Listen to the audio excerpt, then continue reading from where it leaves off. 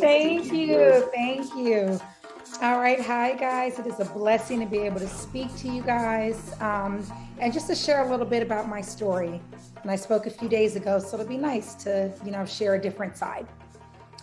So I was raised primarily by my father, and it was really important to my maternal grandmother to keep me close to that side of the family. And my grandmother is a Southern African American woman, which means she grew up into the church. So as a child, I was everything from the acolyte to an usher to a member of the Sunday school to later being a Sunday school teacher. They even had me in the choir, even though I cannot hold a tune to save my life. And, I really credit my grandmother with instilling that faith and foundation in me early. Now, as I grew older and I started to go through some of the darker moments of my life, I really clung to my faith. And even through depression and addiction, homelessness, and a suicide attempt, there was always that piece of me, that part of me that was connected to something bigger. So that even when I looked in the mirror and didn't recognize who I saw, I knew that my purpose on this earth was more, that I was meant for more, that was not going to be the end of my story. And a huge part of that comes from my faith. And I just want to be clear when I say faith, to me, faith is not about religion. Faith is not Christianity is the way and your way is wrong. It's not about religion. It's about a deeper connection. In fact, I've really dug deeply into a lot of different religions. And in my opinion, they're all variations of the same thing.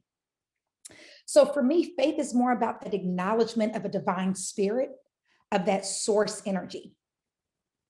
And a part of that faith is honoring your intuition and understanding the connection between the two.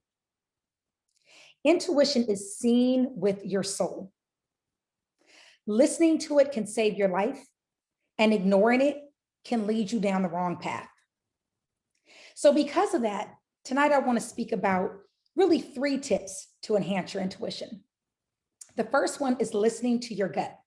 Stop dismissing that voice, because intuition is something that we all have and so often dismiss. The logical part of our brain starts to take over. Well, I don't want to judge somebody or judge a situation, but your spirit is connected and it feels what it is that you need to know. It could be anything from that little voice that tells you to call somebody, to call a friend who ends up being in tears. It can be something more drastic. As I got older, like I said, not only was I deeply embedded in my faith, but because I was so deeply into my faith, my intuition got stronger and stronger along my journey. So in Oakland, there's a lot of shootings, there's a lot of violence. So one evening I was in the club with my friends some years ago, with my friends, and a shooting literally starts inside of the club. So there's panic, everybody's running every which way, obviously trying to get out of the building because this is where the chaos is happening. And I heard a voice so clearly in the middle of all that, so clearly tell me, do not leave the building. So I grab my friends and I run and I kind of tuck and we hide down, and we're kind of tucked there for a few minutes. And all of a sudden we start hearing shooting right outside the door. Well, long story short, as we come out later on, we find out that somebody has been shot directly in front of my car. I could not get my car for several days because it was considered a part of a crime scene. Had I gone with the logical thing, which is they're shooting inside, get out of the building, I may not be alive today. But by listening to that voice and understanding that when he speaks, when it speaks, when I speak, I'm choosing to listen. So I've had time and time again of these situations, not always so drastic, right? A lot of times they're smaller. Like I said, you call a friend who's in tears and needs to hear from you. You're like, let me pop into this store, and you make this amazing connection. You're drawn to a person who turns into your best friend or your spouse. It's not always something scary or bad, but it is always there, and it deserves to be honored and listened to. The second thing, after listening to your gut, is notice the energy around you and do not feel bad for honoring what you feel. So often we pick up on energy. without even realizing that's a clear sign of intuition. When you walk into a room and you feel like something's a bit off, and you come to find out that maybe your friend, your spouse, your coworker had a terrible night the night before, or went through something that, that they need to vent about. That is your intuition, you connecting with that individual. How many times have you ignored that inner voice only to regret it later? And on the flip side, how many times have you listened to it and been like, whoa, I knew it? So the more that we honor that voice, the more that we listen to it without being tied to it being right or wrong, just trusting it and going with it. And the more that you do it, the stronger that voice gets. The third one is to meditate. Sometimes you have to be silent. We're surrounded with so much. There's TV and telephones and people talking, and at work you have noise and electronics, and it's just always so much going on.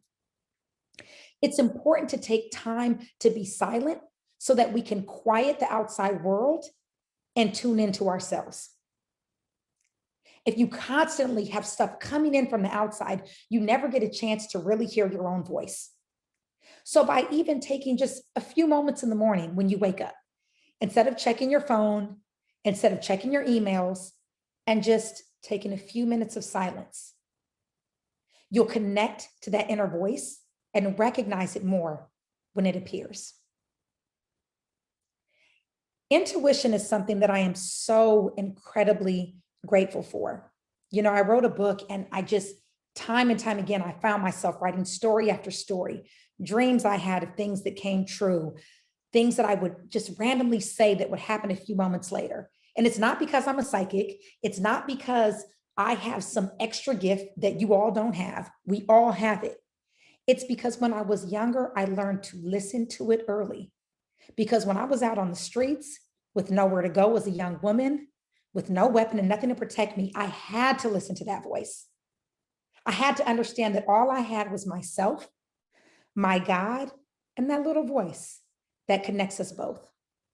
So I just want to close by saying, if you have faith, if you believe in God in whatever name that you call him, right? Whatever your faith is, whatever your spirituality is, you also must have faith in yourself. If you believe in an outside source, understand that energy is also within you.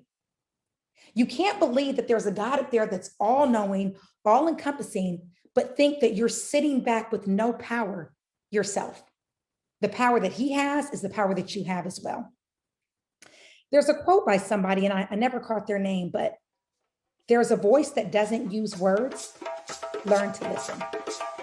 I've learned to do that over the years, and I hope that I will continue to do that, and so will you all.